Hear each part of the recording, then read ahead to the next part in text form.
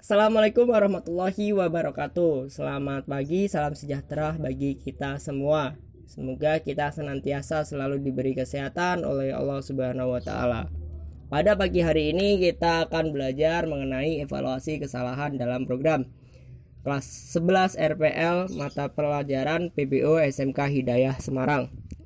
Untuk itu, semoga peserta didik senantiasa selalu mengikuti pembelajaran pada pagi hari ini secara full. Dan juga memberitahukan bahwasanya link presensi akan muncul di tengah-tengah video. Untuk itu jangan lupa melakukan presensi karena presensi akan ditutup pada jam 12 malam nanti. Langsung saja kita masuk ke materi evaluasi penanganan kesalahan dalam program. Tujuan pembelajaran dari materi pagi ini yang pertama yaitu menganalisis mekanisme penanganan kesalahan program. Yang kedua menyajikan macam-macam cara untuk mencari tiap kesalahan uraian materi. Yang ketiga memodifikasi kode program untuk penanganan kesalahan. Tentunya peserta didik pernah melihat materi ini karena sebelumnya juga pernah saya sharekan, tetapi tidak begitu komplit. Nah, untuk pelajaran pagi hari ini kita akan membahasnya. Semoga dapat menjadi manfaat bagi kita semua.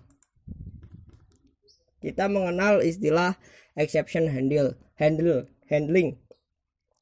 Exception handling adalah proses untuk menghandle sebuah exception atau menangani sebuah exception. Exception adalah suatu kejadian yang mengacaukan jalannya suatu program. Dengan worst case scenario ketika suatu program mengalami exception, ya adalah termination, yaitu penutupan program. Hal ini yang harus dihindari. Untuk itu kita harus menangani exception yang terjadi di program atau yang biasa disebut sebagai hand. Kita mengenal 3 jenis exception berdasarkan kategorinya, yaitu checked exception, unchecked exception, dan juga error. Checked exception itu merupakan exception yang terjadi saat compile time, sedangkan unchecked exception itu terjadi saat execution time, dan error terjadi di luar kendali user ataupun programmer. Kode yang baik adalah kode yang terhindar dari segala bentuk kejadian yang menyebabkan efek buruk pada program. Kemudian kode apa yang harus kita tambahkan untuk mengatasi berbagai macam exception tersebut? Kita mengenalnya dengan 3 blok kode, yaitu try, catch, dan finally. Masing-masing kita akan bahas di materi di bawahnya. Try and catch. Try catch. Kode yang rawan dengan exception kita masukkan ke dalam blok try. Try catch. Kode yang kita masukkan ke dalam blok try catch biasa disebut sebagai protected catch. Berikut adalah contoh dari try catch sendiri. Bisa dilihat di sebelah kanan, di mana try itu protected code, di mana kode yang rawan akan exception kita masukkan. Kemudian catch di dalamnya terdapat kita masukkan sesuatu kode jika terjadi exception tersebut. Contoh penggunaan try and catch pada exception handling. Bisa kita lihat di sebelah kiri pada kode di samping, di mana di dalamnya try hendak menampilkan indeks kelima dari variabel A. Kita bisa lihat ya. Tetapi indeks kelima sendiri tidak ada, doesn't exist. Jika kode di atas tidak menerapkan exception handling, maka akan terjadi crash pada program, yang biasa penutupan program. Nah, jika tidak percaya, silakan untuk mencoba sendiri di rumah masing-masing. Nah, exception E pada blok catch ini digunakan untuk menangkap semua kemungkinan exception, karena exception itu banyak jenisnya. Ada IO exception, ada SQL exception, ada apalagi banyak. Silakan bisa cari sendiri. Nah, untuk multiple exception, seperti namanya, exception ini berfungsi untuk menangkap lebih dari satu exception. Dari kode sebelumnya, kita menggunakan exception untuk menangani semua exception yang terjadi. Sebenarnya kita bisa memilih tipe exception apa yang hanya ingin kita handle. Ini sangat berguna ketika kita ingin menghandle tiap exception dengan perlakuan yang berbeda. Nah, ada link terkait dengan 10 exception yang sering terjadi pada aplikasi Java. Bisa dilihat di link berikut ini. Link akan ditampilkan di deskripsi. Sintak dasar multiple exception bisa dilihat di samping kanan. Bahwasanya try kode yang rawan kita masukkan ke dalam blok try, dan kemudian kita bisa memilih exception apa yang akan kita handle. Exception type itu merupakan jenis exception yang hendak kalian tangkap. IO exception atau SQL exception.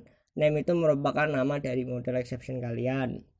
Contohnya adalah sebagai berikut.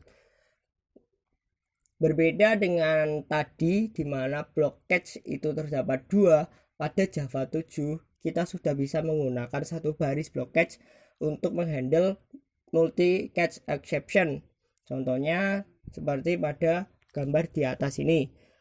Catch IO exception, SQL exception, namanya EX. Kemudian bagaimana cara penanganannya? Logger.log EX throw EX.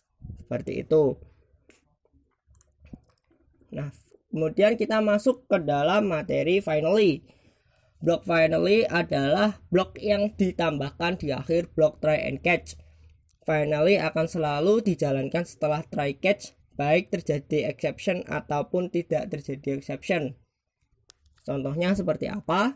Kita lihat di bagian sebelah kanan, kita melihat bahwasanya sistem ingin mengakses elemen ke-5 di indeks A5. Nah, pada kasus di sini di mana indeks ke-5 itu tidak ada, maka kita masukkan blok finally, di mana di situ menampilkan nilai elemen terakhir dari indeks ke-4A, yaitu bernilai 10. Kemudian jika kita run, maka hasilnya output dari program bisa kita lihat di sini, exception throw, seperti yang ditangkap karena menangkap exception dari blok try ini.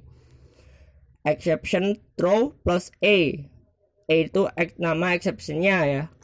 Exceptionnya jenis exceptionnya apa? Java length array index out of bound exception. Index 5 out of bound for length 5. Nah, kemudian tadi seperti pengertian finally, entah itu terjadi exception ataupun tidak terjadi exception, blok finally akan tetap dijalankan. Maka blok finally dijalankan, mendapatkan output nilai elemen terakhir bernilai 10. Dari sini dapat dipahami. Jika ada yang ingin didiskusikan, silakan bisa berkomentar di kolom komentar di bawah, dan juga bisa berkomentar di WA group masing-masing. Kita lihat contoh program di atas adalah contoh akses elemen array yang melebihi dari jumlah indeks array-nya. Program akan masuk ke dalam blok catch, kemudian akan menjalankan kode yang ada di blok finally, yaitu mengisi nilai indeks keempat array dengan nilai 10. Jadi bisa dikatakan untuk materi pada pagi hari ini terkait dengan evaluasi penanganan program.